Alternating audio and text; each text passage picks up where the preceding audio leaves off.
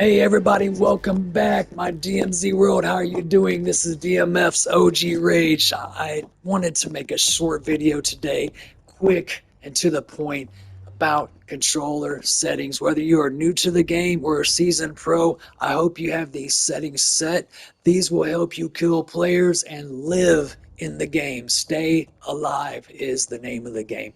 So some of these settings might get you accused of being a cheater because they have to deal with aim assist, but these are legal settings that are in the game. These are not cheats or hacks, and they should be set as follows. We did make a previous video about all the home screen options and what all these settings in the game do. If you want to watch that video, I'll include the link in the description. Go ahead and give it a like and watch that video in your leisure. Now let's dive right into it. Controller settings. You're going to go to controller settings over here. Not quick settings, but click on controller. We're going to start on the left side. Now, edit button layout.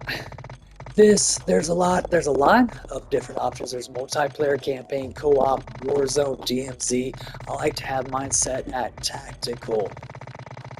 That is the best option. Now, if you go to L1 button ping, best option is just leave that turned off. Stick layout preset should be set to default.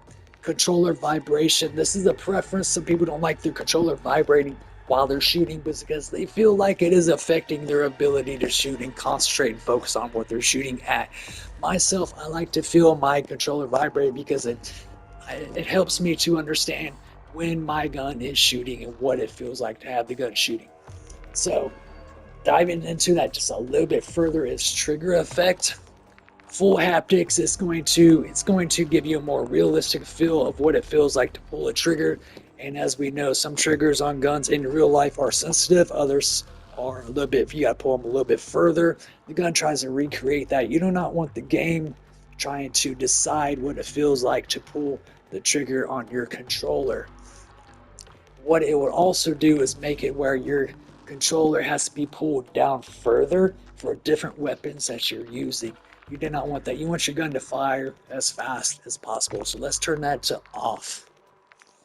Horizontal stick sensitivity. You want to turn left to right fast. You do not want to take your time, turn it left to right, and be slow with it. So you do want that set up to a 10. Vertical, set down to 8. Now, why vertical is set less than horizontal is because you're going to be looking left to right a lot more than you're ever going to be looking up and down. Aim down sight behavior should be set to hold. Shared zoom and shared input. Change zoom, shared input, should be set to sprint, tactical sprint, focus. Automatic sprint, automatic tactical sprint. Equipment behavior should be set to hold. There's a toggle option. You do want it at hold. Going over to the advanced options, if you press R1, this is the setting that will say, people will have to say something about, they'll be like, oh, you're cheating, or you're using an aimbot, this and that and the other. No, I just have my target aim assist turned on. Now this helps you if you're new to the game. It helps you zero in on players and bots.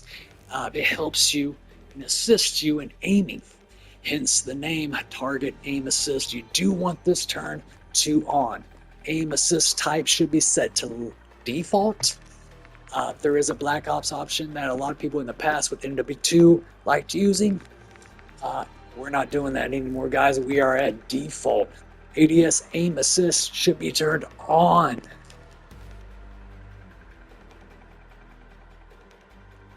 Third person ADS correction type. There is no third person view in DMZ. Maybe in the future, but with no updates for DMZ, probably not going to happen anytime soon. Aim response curve type should be set to dynamic. There is a linear and standard. As you can see, the definitions on the right hand side of the screen is always going to give you a basic definition of what each and every option does. You do want that set to dynamic.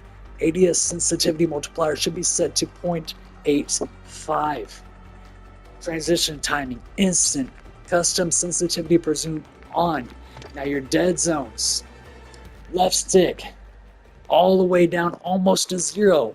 Right stick almost all the way to 0, 0.05. Left stick max, right stick max, all the way up to 1. L2 button, which is your aim, and R2 button, which is your fire weapon, should be set to minimums. That means you have to barely tap that button to get it to do its action. So I do not want to have to pull my R2 button all the way down to get my gun to shoot. I want to just basically just tap that button and get it to act. All your gyro behaviors should be turned off. Do not mess with any of these settings at all.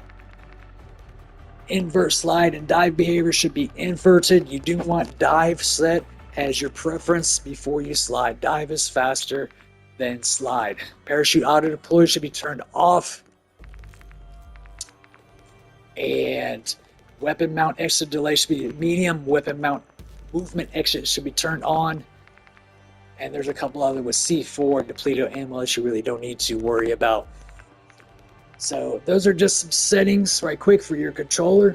If you want to go to graphics, there's one other setting that we got to set up. World motion, weapon motion, blur. You do not want blur on your screen while you're playing this game at all. Make sure both of those are turned off. Field of view. You want the largest field of view. As you can see on the right hand side of the screen, 120 is going to give you a complete and utter amazing and large view of everything around you, your surroundings, everything.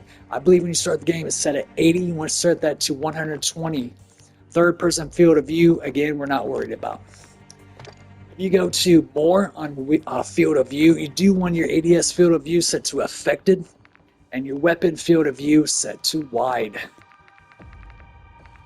There's other settings like brightness. You could change this for Vondel, which is very foggy, versus Al Mazrah is very clear.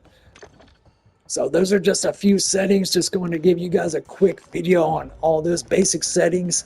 Do make sure your target aim assist is turned on, and you will have a great game. As always, stay out of the lobby, stay playing in the game, stay killing.